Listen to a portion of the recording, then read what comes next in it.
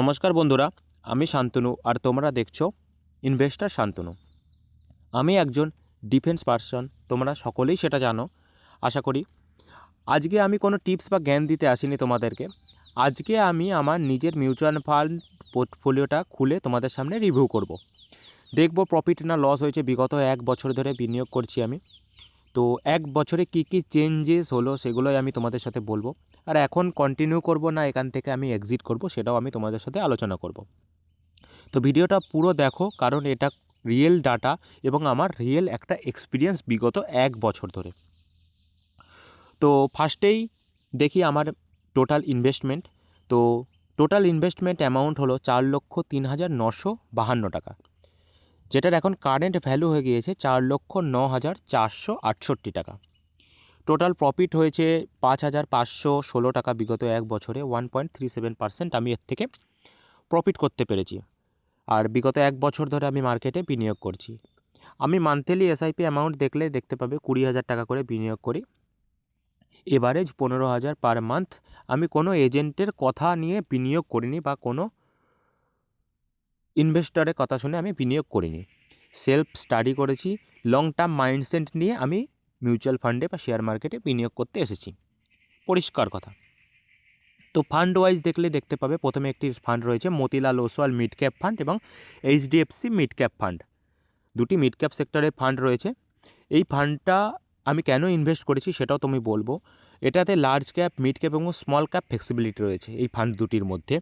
Fund manager market situation অনুযায়ী এটা decision নেয় যে কোন স্টকগুলোকে আমার ভেতরে রাখতে হবে, কোন স্টকগুলোকে বাইরে বের করতে হবে। এই জন্যে এই দুটি মিড ক্যাপ সেক্টরে ফান্ডগুলিতে আমি বিনিয়োগ করেছি, Motilal Oswal mid cap fund আর এইচডিএফসি মিড ক্যাপ ফান্ড। তোমরা সাইড স্ক্রিনে দেখে নিতে পারবে যে কত টাকা করে বিনিয়োগ করা আছে এবং তার এখন বর্তমান ভ্যালু কত টাকা।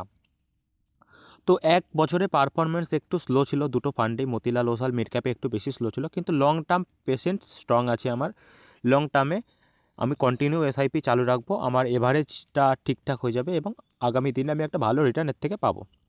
তো এখানে আমার ডিসিশন আছে, আমি কন্টিনিউ এসআইপি চালু রাখবো। এতে রয়েছে পরবর্তী একটি লার্জার মিড ক্যাপ ফান্ড, যেটাতে বিনিয়োগ করা আছে 51,000-52,000 টাকার মতো, যেটাও কিছু টাকা বেড়ে গেছে। রয়েছে একটি পরাগ পারিক ফ্লেক্সি ক্যাপ ফান্ড, যেটাতেও আমার এসআইপি চালু আছে। তো এই ফান্ডটিতে ভলাটিলিটি বেশি থাকে না। 2024-25 মার্কেটে কারেকশন ছিল, ফান্ডটি কিছুদিন নেগেটিভে থাকলেও এখন বর্তমানে এটি পজিটিভে এসে ক্লোজ করে আছে। তো এটাতে যেমন রিস্কও আছে তেমন একটু রিওয়ার্ডও বেশি পাওয়া যায়। তো পরাগ পারিক ফ্লেক্সি ক্যাপে আমার 49,000 টাকা মতো বিনিয়োগ করা আছে। এটা এখন বর্তমান ভ্যালু হয়ে গিয়েছে 50,144 টাকা। আর রয়েছে Nippon India small cap, SBI কন্ট্রাপ্যাড, বেশ কিছু স্মল ক্যাপ ফান্ড রয়েছে যেগুলি একটি রিস্ক যেমন নেয় তেমন একটু রিওয়ার্ডও বেশি দেয়। এটাই আমি কন্টিনিউ এসআইপি চালু রাখবো নিপন ইন্ডিয়া স্মল ক্যাপে, যাতে আমার এভারেজ হতে থাকে ভ্যালুটা, এনএবিটা এভারেজ হতে থাকে। যখন মার্কেট পড়বে তখন একটু এভারেজ করার চেষ্টা করব। আর আগামী দিনে যাতে আমি এর থেকে একটা ভালো রিটার্ন পেতে পারি সেই নিয়ে আমি লং টার্ম পেশেন্ট নিয়ে আমি এগোচ্ছি। তো বেশ কিছু ইন্ডেক্স ফান্ড রয়েছে, স্মল ক্যাপ ফান্ড রয়েছে। তো এইখানে আমি বেশ কিছু ভুল করেছি। তো এখানে আমি আমার ভুলগুলো ওপেনলি বলছি। দেখো, শর্ট টার্মে রিটার্ন আশা করা। আমি ভেবেছিলাম শর্ট টার্মে মার্কেটে 1 বছরে বিনিয়োগ করেছিলাম, তো শর্ট টার্মে ভেবেছিলাম, মাইন্ডসেট ছিল আমার লং টার্মে, কিন্তু শর্ট টার্মে আমি কিছু প্রফিট দেখতে চেয়েছিলাম। তো শর্ট টার্মে রিটার্ন আশা করা একদমই ভুল। মার্কেট ফলে কোনো ফেয়ার করবে না। আমি কন্টিনিউ এসআইপি চালু রেখেছি, তাই আজকে আমার বর্তমান ভ্যালু এসে গায়ে গায়ে দাঁড়িয়ে আছে। আর এখানে আমার কিছু ভুল আছে, টু মেনি ফান্ডস।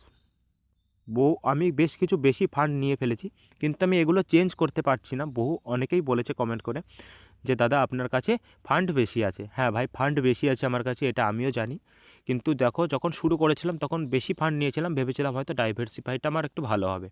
তো এখানে বেশ কিছু বেশি ফান্ড আছে, তো সেগুলো আমি 1 বছর না হলে এটাকে আমি চেঞ্জ করতে পারছি না। দেখো, 1 বছর হলে আমি এই টাকাটা নিয়ে অন্য একটা ফান্ডে, যেটাতে আমি বিনিয়োগ করি, এসআইপি করি, সেটাতে আমি বিনিয়োগ করব। তো এখান থেকে তোমাদের যারা নতুনরা আছো, যারা নতুনরা বিনিয়োগ করতে চাইছো, দেখো, শর্ট টার্ম ভিউ নিয়ে কেউ মার্কেটে এসো না। আর 2026 মার্কেটে নিয়ে অনেকের ভয় রয়েছে। দেখো, বেশ কিছুদিন ধরে 26 শুরু হতে না হতে ওয়ার, আসছে, আগামী দিনে আসতে চলেছে ইনফ্লেশন, গ্লোবাল টেনশন, কিন্তু মনে রেখো ফল আসবেই মার্কেটে, যেমন ফল আসবে তেমন গ্রোথও আসবে। এসআইপি কন্টিনিউ যদি তুমি চালু রাখো, তোমার এভারেজ কস্ট কমবে আর লং টার্মে তোমার লাভ হবে। তো আমি একজন আর্মিতে জব করি, ডিফেন্স পার্সন। তো আর্মিতে যেমন ডিসিপ্লিনটা দরকার, ইনভেস্টমেন্টেও তেমন ডিসিপ্লিনই দরকার। ইমোশন রাখবে না, সিস্টেমকে ফলো করো, এসআইপি চালু রাখো। এসআইপি চালু রাখবে তো তোমার এসআইপি এভারেজ কস্ট কমবে। তো আমি কোনো এক্সপার্ট না, আমি শুধু আমার জার্নিটা তোমাদের সাথে শেয়ার করলাম। তো ভিডিওটা হেল্পফুল লাগলে লাইক করো, কমেন্ট করো, আর তোমার পোর্টফোলিওটা কেমন কমেন্ট করে অবশ্যই জানাবে। সাবস্ক্রাইব করো। আনভি একজন ডিফেন্স পার্সনের ইনভেস্টরের রিয়েল ফাইন্যান্স জার্নি দেখতে চ্যানেলটিকে অবশ্যই সাবস্ক্রাইব করে রাখো। দেখা হচ্ছে পরের ভিডিওতে। ভালো থাকবেন, সুস্থ থাকবেন।